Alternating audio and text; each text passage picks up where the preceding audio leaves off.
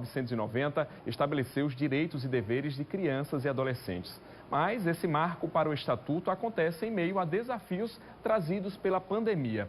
A gente conversa agora ao vivo sobre o assunto com a promotora Elaine Cristina Pereira Alencar, que atua na área da infância. Boa tarde, doutora Elaine. E nesses 30 anos, já começo te perguntando, a gente tem o que celebrar? Boa tarde mais uma vez. Boa tarde a todos. Sim, nós temos muito o que celebrar. Claro, os desafios são inúmeros, mas é sim motivo de muita celebração esse marco de 30 anos do ECA para nós. Vou explicar para a gente o que é que significou a chegada do ECA, né, justamente para esse público.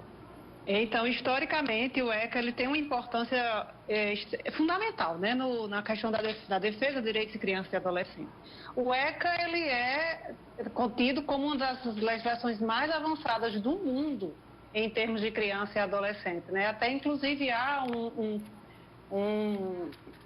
um consenso popular que precisa ser desconstruído, inclusive, é que o ECA não seria para nós no Brasil. Ora, como não seria? Porque o ECA não seria necessário uma legislação tão avançada em países de primeiro mundo que, por exemplo, todas as suas crianças têm direito à educação. Ao contrário, são países como o nosso, que ainda existe muita violação, exige muita implementação de muitas políticas, aperfeiçoamento de muitas outras, que é necessária uma legislação do tipo do ECA.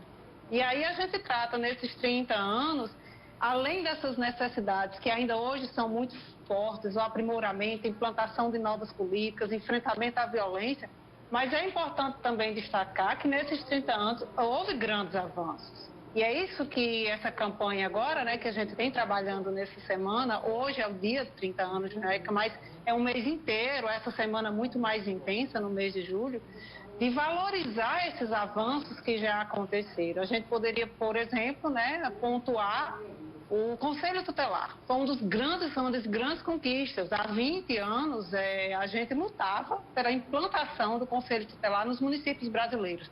Hoje é uma realidade. Todo município tem Conselho Tutelar. Há 4 anos, nós tivemos o marco do Plano Nacional pela Primeira Infância. E nós lutamos hoje que todos os municípios implantem suas políticas municipais. E sim, é uma caminhada de grandes lutas, mas de grandes vitórias também. A senhora falou aí de aprimoramento. O ECA ele já precisa de passar por uma reformulação, porque muitos pontos são discutidos, criticados, ou as pessoas defendem, né, algumas mudanças, algumas evoluções. Então, toda legislação, é importante que ela seja adaptada na medida da necessidade à realidade social. Houve sim, por exemplo, eu posso citar algo muito importante que foi feita uma reforma, a questão do acolhimento institucional de crianças e adolescentes, né? Se tem uma visão muito inicial de que o acolhimento seria importante na maioria dos casos. E hoje, depois de vários estudos internacionais, inclusive, se vê que o acolhimento institucional, embora seja necessário para proteger crianças, não é o melhor modelo de acolhimento. Hoje a gente tem a certeza científica, inclusive, com dados científicos comprovados, que o melhor modelo de acolhimento é o familiar e não institucional. E à medida desses outros também, foi preciso uma implementação, uma mudança no ECA, outros temas também podem ser, sim, frutos de reavaliação. Doutora Elaine, antes da gente entrar na situação atual da pandemia, eu queria que a senhora relatasse quais são os principais direitos da criança e do adolescente que são violados aqui no nosso país e também no nosso estado. Isso, se a gente tem por base, né, principalmente a questão da estatística, né, lembrando que elas têm um relativo prejuízo, notadamente pela subnotificação de casos, o número de casos, ele é impressionante, muitos levados ao conhecimento das instituições, mas mesmo assim a gente ainda consegue ter um número expressivo, né, de violações, e nesse número, o que mais surge, né, os que são mais recorrentes, né, o abuso sexual contra criança e adolescente, ele é muito presente, a negligência familiar, a negligência parental, ela é muito pontual, e aí a negligência de várias formas, é a negligência do cuidado na alimentação, é a negligência no cuidado da saúde, negligência no cuidado da educação, então são várias formas de negligência, também está muito marcado, maus tratos, né, a violência, maus tratos físicos, mas também o maus tratos psicológicos contra a criança, abandono material, infelizmente, a questão do cuidado, do cuidado mínimo, né, do sustento mínimo, abandono intelectual também, e o trabalho infantil. O trabalho infantil, infelizmente, ainda é uma sombra, né, que traz para nós assim, um desafio imenso, ainda é muito presente na realidade das nossas crianças e adolescentes no país inteiro. Não é uma realidade apenas da Paraíba, não. Isso assola o país inteiro e é muito desafiador para nós que trabalhamos na proteção criança e adolescente. Bom, em meio à crise social e econômica aí causada pela pandemia, crianças e adolescentes estão ainda mais vulneráveis ao trabalho infantil? Elas estão muito mais vulneráveis à maioria das negligências, né? A maioria das violações. O trabalho infantil não deixa de ser uma dessas.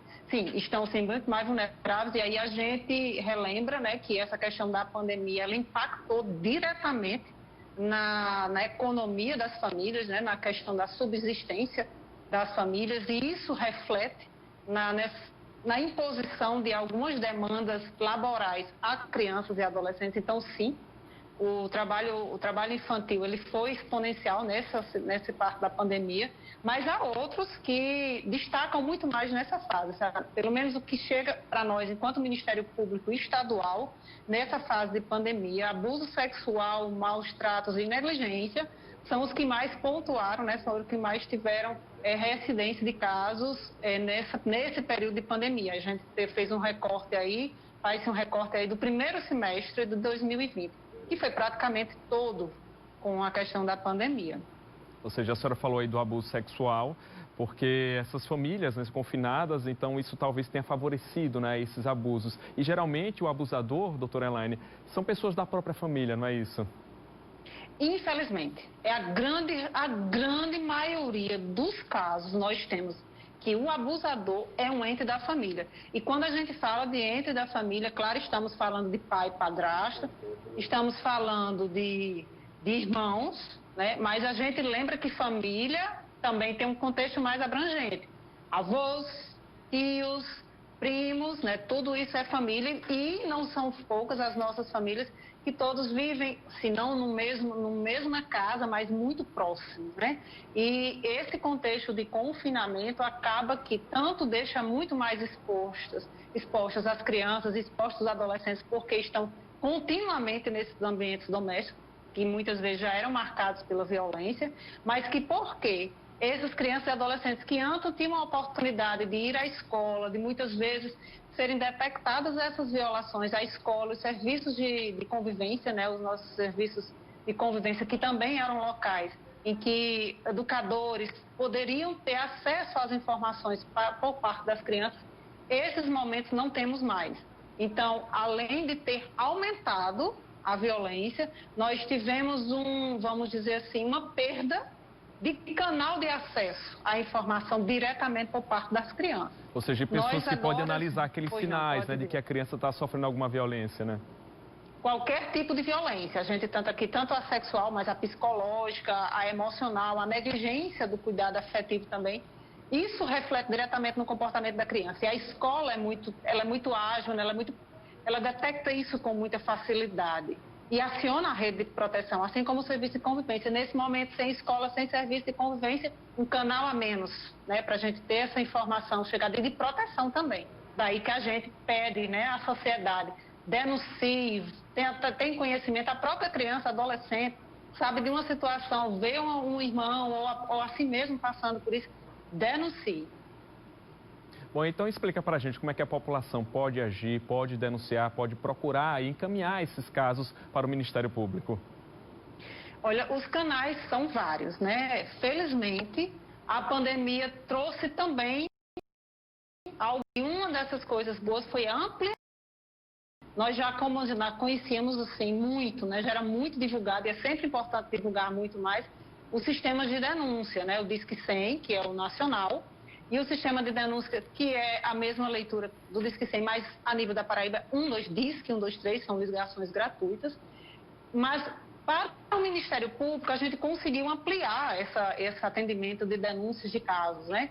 Nós antes tínhamos muito mais a denúncia presencial, mas hoje nós dispomos de um protocolo eletrônico qualquer pessoa pode, no site do Ministério Público, acessar o protocolo eletrônico. O site do Ministério Público é muito fácil de navegar, é muito interativo.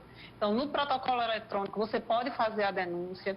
Pode fazer a denúncia também via WhatsApp, diretamente para o WhatsApp da Promotoria de Justiça da sua cidade. No site do MP, do Ministério Público do Estado da Paraíba, também está o número do WhatsApp que pode fazer motivo. A pessoa que vai denunciar e manter o anonimato, nós também dispomos da ouvidoria. E isso também está no site do MP. Além disso, a gente sempre recomenda.